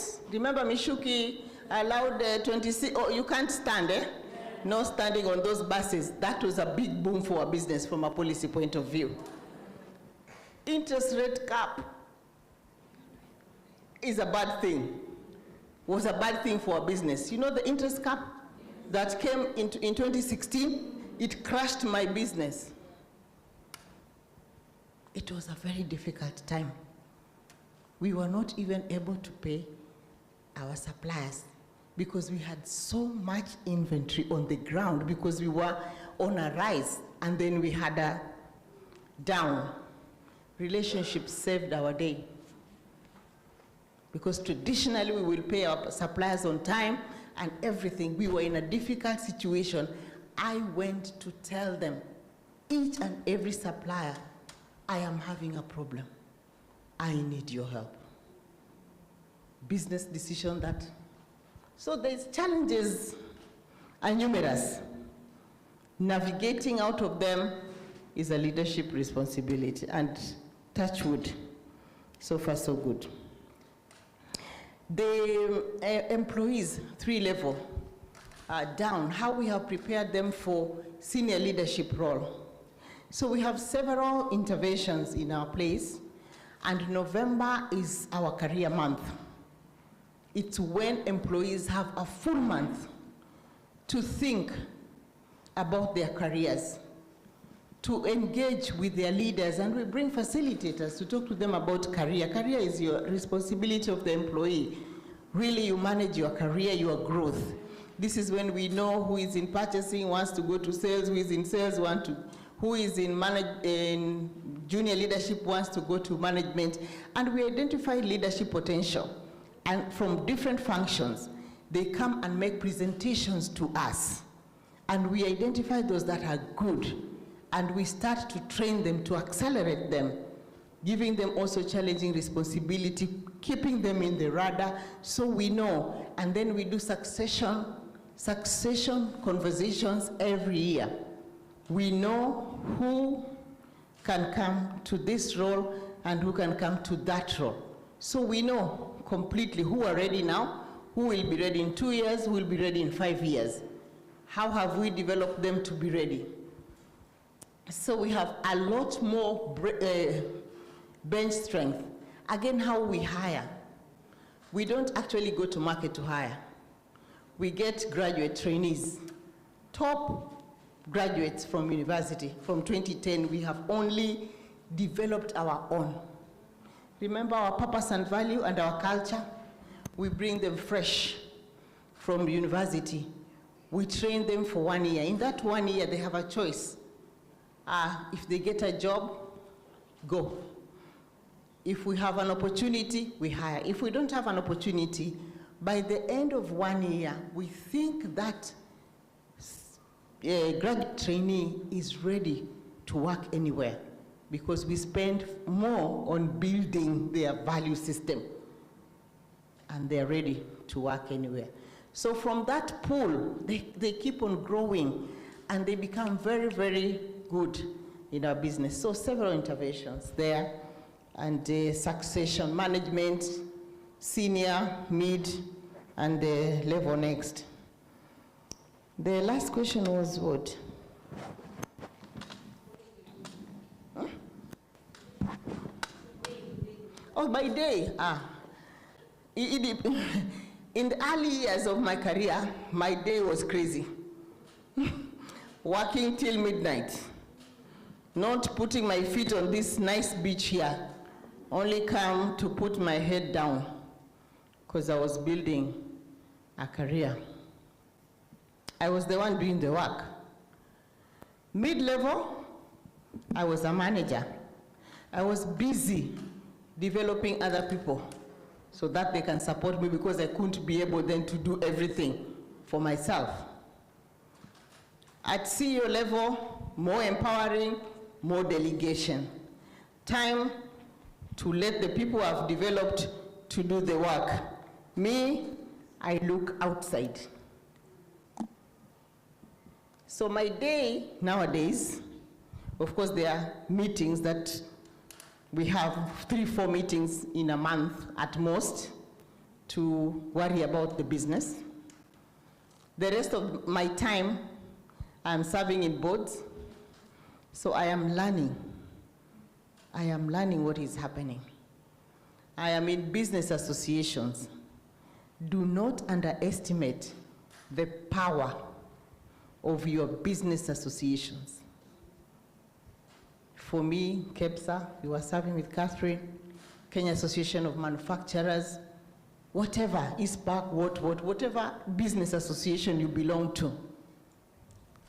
I have been able to learn a lot. A place like KEPSA, what sector don't I know? We run 14 sectors. So whether it's banking, agriculture, finance, construction, healthcare, what, I know.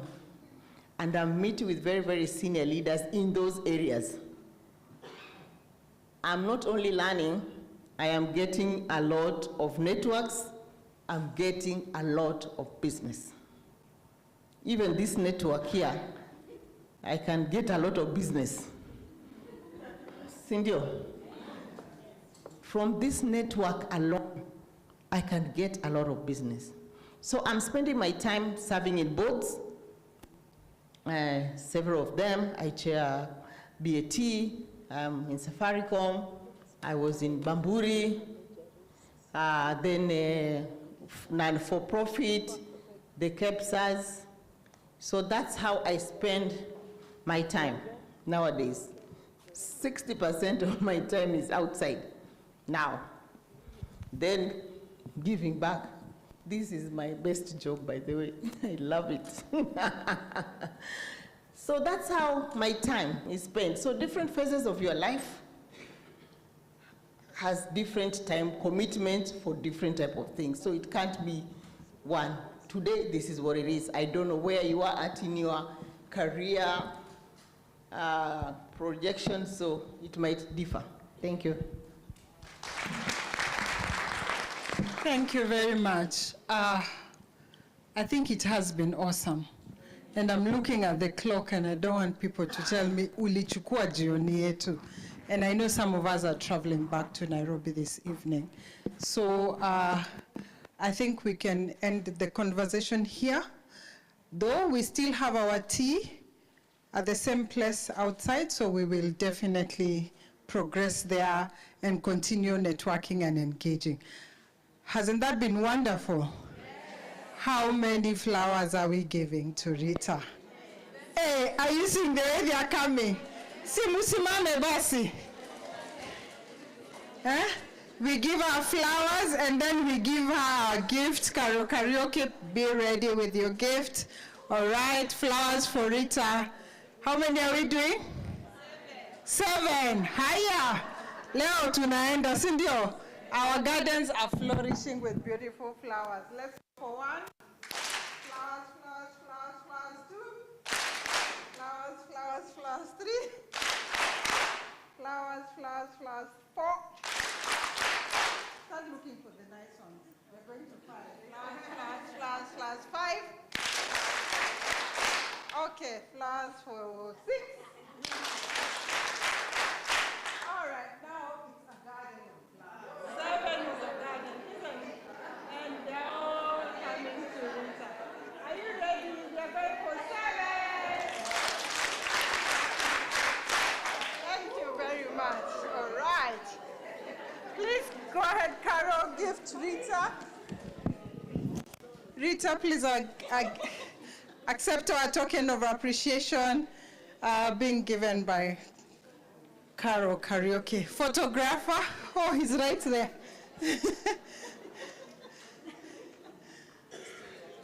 Yeah.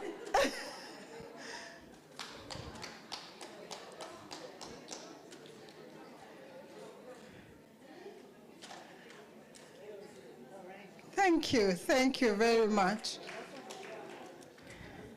Ladies and gentlemen, it's been a wonderful 3 days. Yeah? We have learned quite a bit. Okay, let me wait for this conversation to end. Yeah? Ladies and gentlemen, as we finish, we have learned quite a bit, and it has been wonderful. And I think just coming to the end, let me try and share what I remember WOBN is offering us as members. As mentioned yesterday, we have the executive coaching diploma kicking off on Tuesday. So if you're interested, please sign up. We have the governance training that we offer every quarter. And we have our bi-monthly conversations that are usually virtual.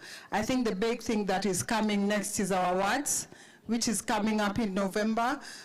Please participate, encourage your organizations to participate so that we can really have a good award session that is really bringing out the impact that